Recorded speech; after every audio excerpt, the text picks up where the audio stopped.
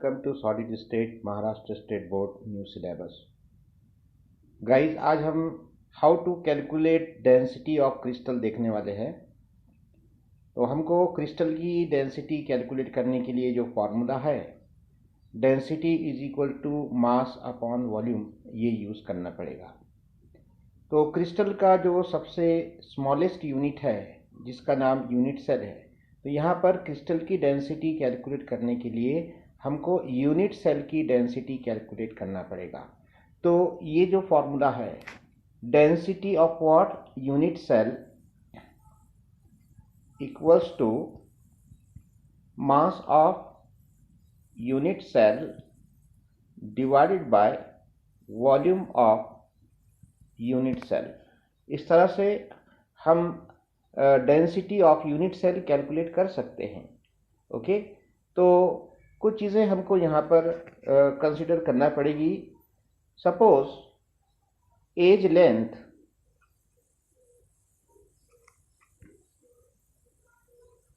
किसकी, unit cell की कितनी है, ए सेंटीमीटर। तो जब एज लेंथ हमको पता है तो हम वॉल्यूम कैलकुलेट कर सकते हैं।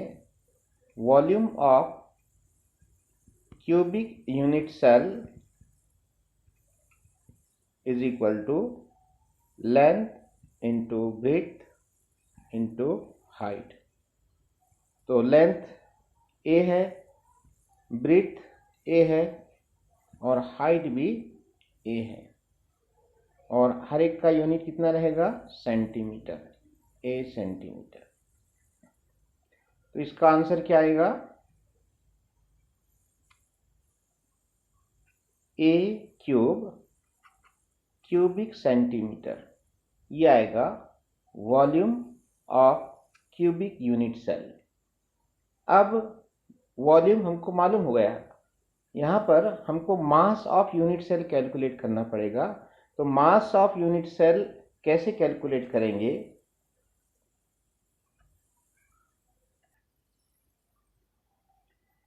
मास ऑफ यूनिट सेल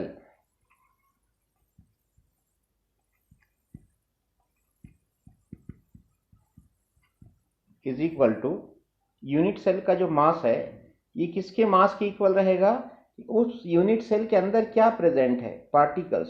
तो उस यूनिट सेल के अंदर कितने पार्टिकल्स प्रेजेंट है, ये हमको इसको कंसीडर करना पड़ेगा। ये नंबर ऑफ पार्टिकल्स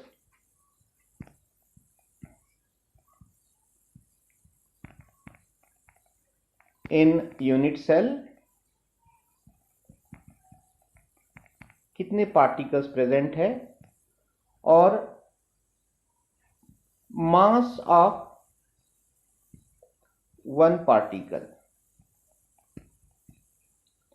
तो mass of unit cell is equal to number of particles in unit cell into mass of one particle.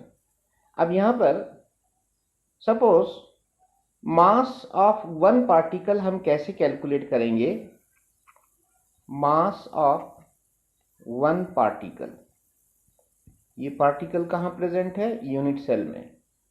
इसका फॉर्मूला फिक्स है हमारे पास, molar mass divided by Avogadro number. तो मोलार मास का symbol क्या है, capital M, और Avogadro number का सिंबल क्या है, Na।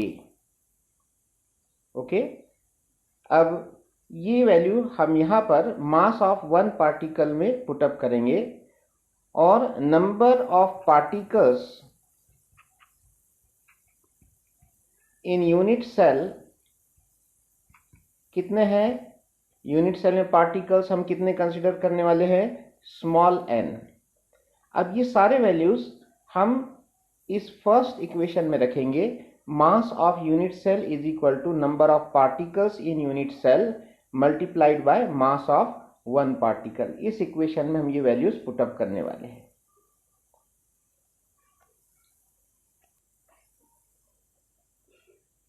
Mass of unit cell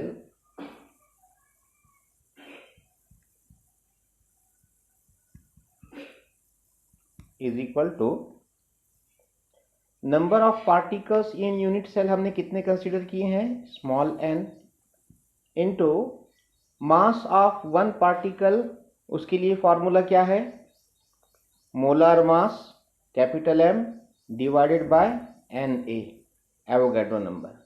तो ये इक्वेशन हमको मिला, mass of unit cell is equal to small n multiplied by capital M divided by Na। अब हमको डेंसिटी कैलकुलेट करना है। तो डेंसिटी का जो सिंबल है इसको हम रो पढ़ेंगे। ये डेंसिटी का symbol, mass of unit cell divided by volume of unit cell. इनके वैल्यूज पुटअप करेंगे।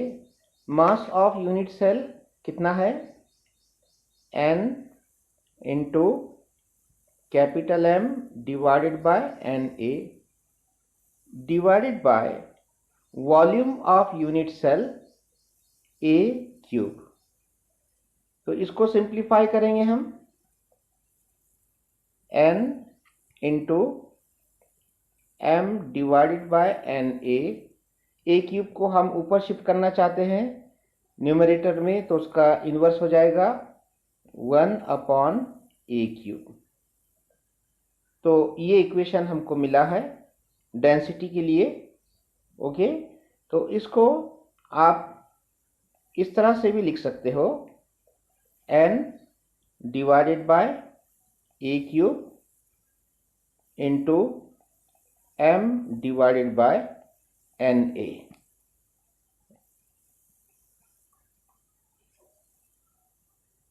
How to calculate number of particles in given mass of metal crystal?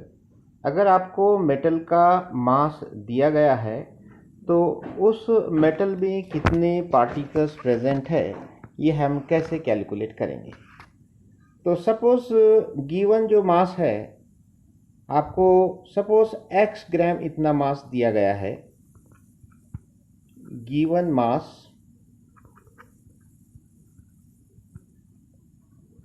Suppose x ग्राम है। तो हमको यहाँ पर इस मेटल का जो मोलार मास है वो कंसीडर करना पड़ेगा। मोलार मास का सिंबल कैपिटल M जो कि फिक्स रहेगा। तो M, अगर ये मोलार मास है तो M इस मोलार मास में Na पार्टिकल्स प्रेजेंट है। What is Na? Avogadro number, और जिसकी वैल्यू फिक्स होती है 6.022 इंटू 10⁻23। तो M मोलार मास में इतने पार्टिकल्स प्रेजेंट है, तो जो आपको मास दिया गया है x ग्राम में कितने पार्टिकल्स प्रेजेंट है। तो क्रॉस मल्टीप्लिकेशन करेंगे, x gram multiplied by Na divided by M। यहां पर हम M की वैल्यू रखेंगे x gram into Na as it is divided by M की वैल्यू अभी हमने डिराइव किए हैं, वो वैल्यू यहां पर पुटअप करेंगे, A cube Na rho divided by n।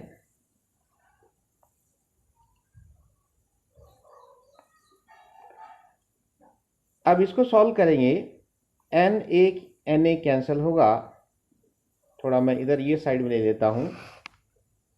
तो अब हमको क्या मिलेगा, x ग्राम मल्टीप्लाइड बाय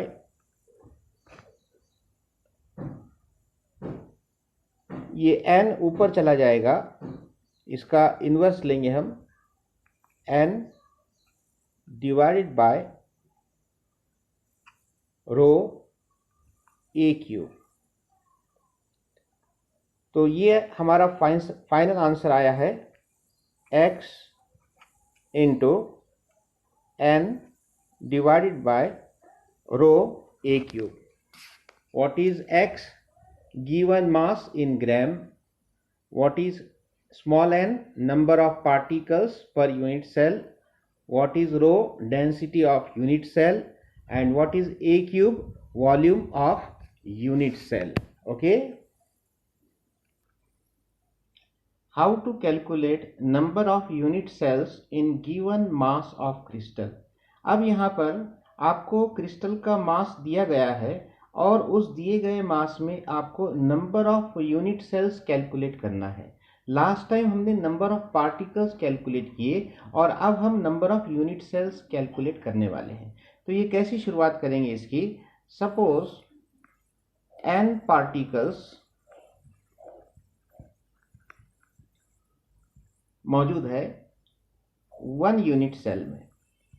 एक यूनिट सेल में कितने पार्टिकल्स प्रेजेंट हैं? n particles.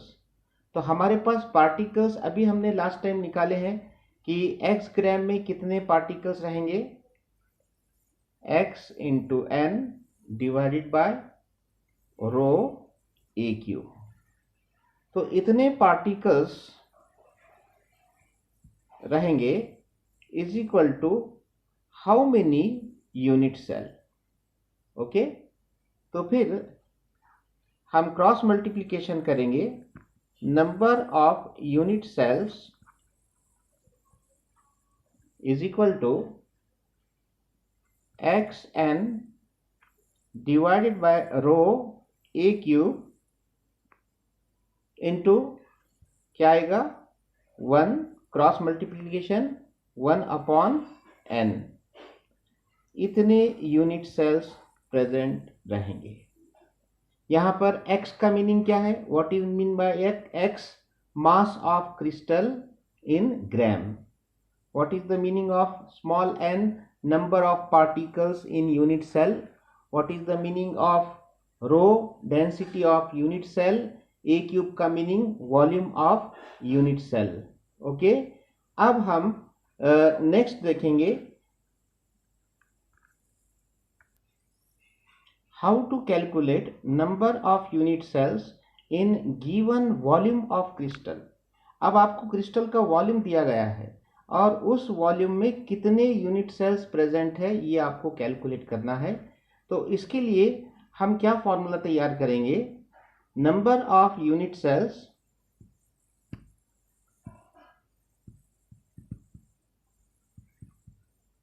Equals to volume of crystal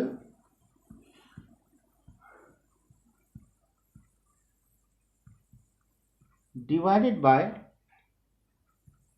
volume of unit cell. Suppose crystal का वॉल्यूम V है और यूनिट सेल का वॉल्यूम हमको पता है उसका formula a to the power 3 a cube. तो ये हमारा फाइनल फॉर्मूला तैयार हुआ है कि हम इस फॉर्मूले की मदद से number of unit cells calculate कर सकते हैं. प्रॉब्लम 1.2 हम सॉल्व करेंगे. पहले इस प्रॉब्लम को हम ध्यान से पढ़ लेंगे. ए compound made of elements C and D crystallizes in FCC structure. Atoms of C are present at the corners of the cube. Atoms of D are at the centers of faces of the cube. What is the formula of the compound? तो बच्चों यहाँ पर हमको C और D पर concentrate करना है कि दो एटम्स है, एटम C और एटम D, और ये दोनों एटम्स मिलकर कौन सा क्रिस्टल फॉर्म कर रहे हैं? FCC. यहाँ पर एटम C जो है ये कहाँ पर प्रेजेंट है? कॉर्नर पर प्रेजेंट है. FCC के कॉर्नर पर प्रेजेंट है. और एटम D ये सेंटर ऑफ फेस यानी कि फेस सेंटर पर प्रेजेंट है. तो हमको जो है यहाँ पर कंपाउंड का फॉर्मूला मालूम करना है. तो जो चीज़ें दी गई है वो पहले हम यहाँ पर लिखेंगे. क्रिस्टल का जो नाम है क्या है? FCC. एटम सी कहाँ प्रेजेंट है? कॉर्नर पर।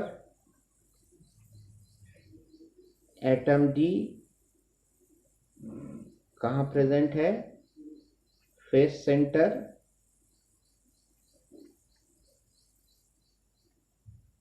तो हमको कंपाउंड का फॉर्मूला मालूम करना है। सबसे पहले हम एटम सी कैलकुलेट करेंगे। Number of atoms of C is equal to, atom C कहां पर प्रेजेंट है? कॉर्नर पर। तो कॉर्नर का जो फॉर्मूला है वो हम यहां पर अप्लाई करेंगे। Number of corners multiplied by share of each corner.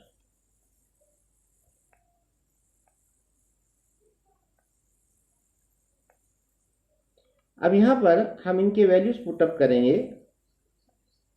Number of corners कितने हैं? 8। और शेयर ऑफ ईच कॉर्नर कितना है? 1/8। तो आंसर आएगा 1। तो नंबर ऑफ एटम्स ऑफ सी कितने हैं? 1। अब number of atoms of D हमको कैलकुलेट करना है।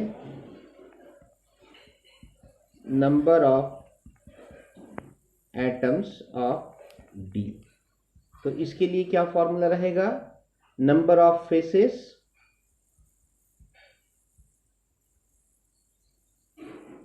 Into share of each face.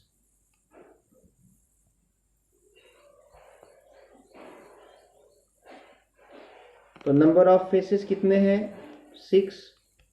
और हर एक फेस का शेयर कितना होता है? 1/2। तो आंसर आएगा 3। तो एटम डी कितने हैं? 3 है। तो अब हमको फॉर्मूला तैयार करना है। सी कितने एटम्स हैं? 1। तो सी के बेस पे 1 नहीं भी लिखे तो चलेगा।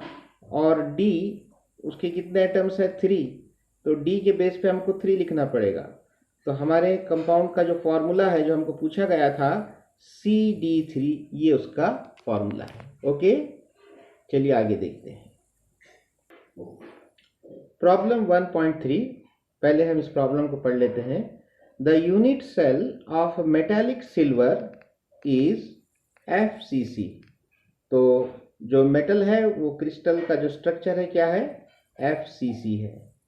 If radius of Ag atom silver atom is 144.4 picometre. Radius कितना दिया गया है?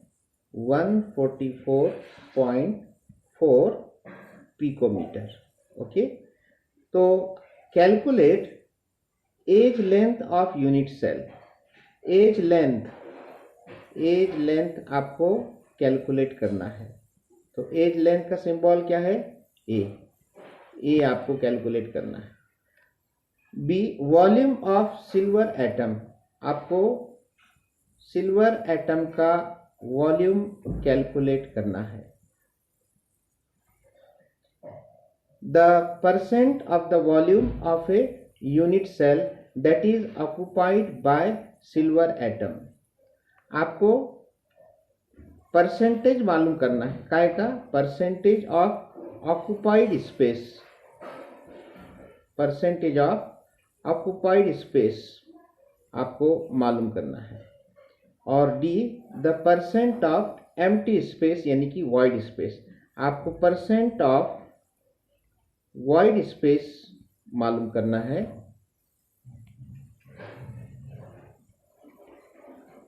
तो इतनी चीजें आपको मालूम करना है। यहाँ पर 4 चीजें आपको मालूम करना है। एज लेंथ मालूम करना है, वॉल्यूम ऑफ सिल्वर एटम मालूम करना है, परसेंटेज ऑफ ऑक्युपाइड स्पेस मालूम करना है, और परसेंटेज ऑफ वॉइड स्पेस मालूम करना है। सबसे पहले हम जो दिया गया है, हमको FCC क्रिस्टल दिया गया है और यहाँ पर रेडियस दिया गया है 144.4 पिकोमीटर। तो पिकोमीटर को हम पहले मीटर में कन्वर्ट करेंगे। तो यहाँ पर इसका आंसर कैसे आएगा? आपको पता होना चाहिए कि 1 picometre is equal to 10⁻⁻12 metre होता है। इसलिए हम यहाँ पर क्या लिखेंगे, 144.4 into 10⁻⁻12 metre.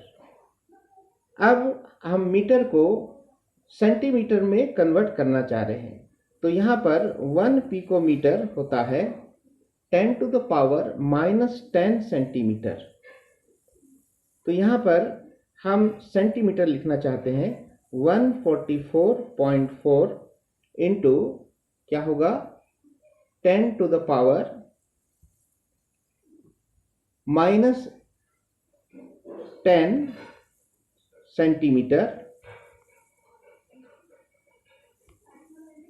Okay,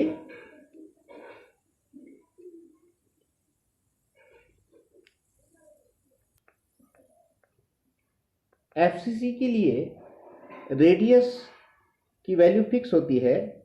for FCC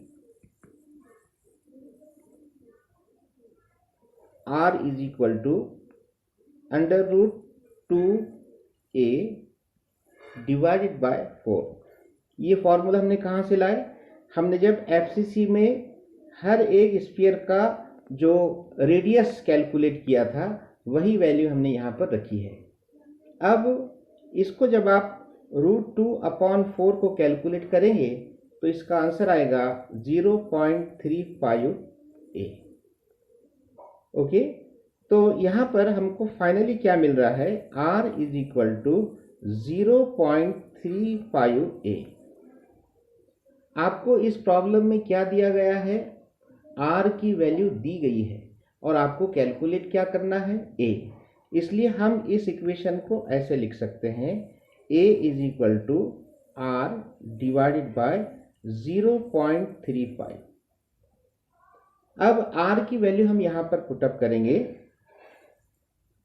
144.4 into 10⁻⁻10 centimetre divided by 0.35, और इसको सॉल्व करने के बाद आपको आंसर मिलेगा 4.085 इंटू 10⁻⁻8 सेंटीमीटर। ये हमारा एज लेंथ A की वैल्यू हमको मिल चुकी है। ओके, अब हम volume of silver atom calculate करने वाले हैं। तो वॉल्यूम ऑफ सिल्वर एटम के लिए हम कौन सा फॉर्मूला सेलेक्ट करेंगे, एफसीसी वाला फॉर्मूला। तो सिल्वर एटम ये स्फेरिकल शेप का है, इसलिए जो वॉल्यूम स्फीयर का होता है वही वॉल्यूम सिल्वर एटम का होगा, 4/3 πr³। ओके, अब यहाँ पर हम R की वैल्यू रख देंगे और पाई की वैल्यू रखेंगे 4/3। पाई की वैल्यू फिक्स होती है, कितनी होती है, 3.142 मल्टीप्लाइड बाय R की वैल्यू कितनी आई है, हमारे पास दी हुई है 144.4 into 10⁻⁻10 raised to the power 3। Okay, अब इसको हम सॉल्व करेंगे तो हमारा वॉल्यूम कितना आएगा, 1.26 इंटू 10⁻⁻23 क्यूबिक सेंटीमीटर।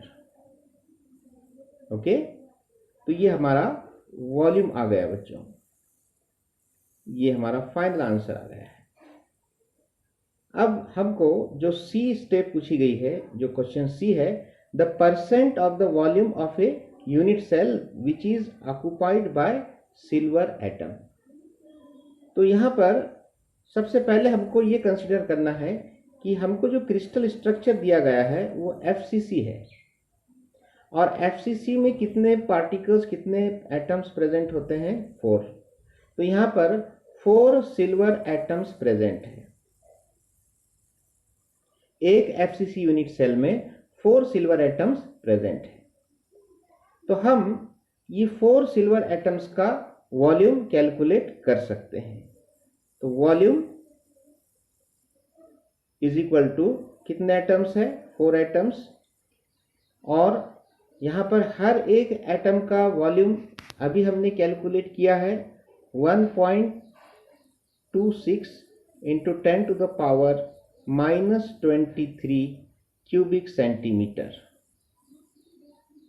तो हम बच्चों यहाँ पर टोटल वॉल्यूम कैलकुलेट कर रहे हैं, ये टोटल वॉल्यूम हो गया। तो 4 multiplied by volume of 1 silver atom, तो इसको जब मल्टीप्लाई करने के बाद हमको फाइनल आंसर मिलेगा 5.044 इंटू -23 क्यूबिक सेंटीमीटर। अब हमको ये total volume occupied by 4 silver atoms मिल चुका है, लेकिन ये 4 सिल्वर एटम्स कहाँ पर प्रेजेंट है, यूनिट सेल के अंदर। तो हमको यूनिट सेल का टोटल वॉल्यूम भी कैलकुलेट करना पड़ेगा, क्योंकि हमको परसेंटेज निकालना है। तो total volume of unit cell, इसका इक्वेशन आपको पता है, total volume of unit cell is equal to क्या रहेगा, ए क्यूब। ओके, और ए की वैल्यू अभी हमने फर्स्ट स्टेप में कैलकुलेट की है, वही वैल्यू हम यहाँ पर पुटअप करेंगे। Total volume of unit cell is equal to a cube. A की वैल्यू हमने फर्स्ट स्टेप में कैलकुलेट की है, वो वैल्यू यहाँ पर हम एज इट इज पुटअप करेंगे 4.085 into 10 to the power -8 centimetre raised to the power 3। और इसको सॉल्व करने के बाद इसका आंसर आएगा 6.817 into 10 to the power -23 cubic centimetre. ये हमारा total volume of unit cell आ चुका है। अब हमको जो पूछा गया है क्वेश्चन में कि परसेंटेज ऑफ ऑक्युपाइड वॉल्यूम पूछा गया है, तो उसका फॉर्मूला क्या रहेगा, परसेंटेज ऑफ ऑक्युपाइड वॉल्यूम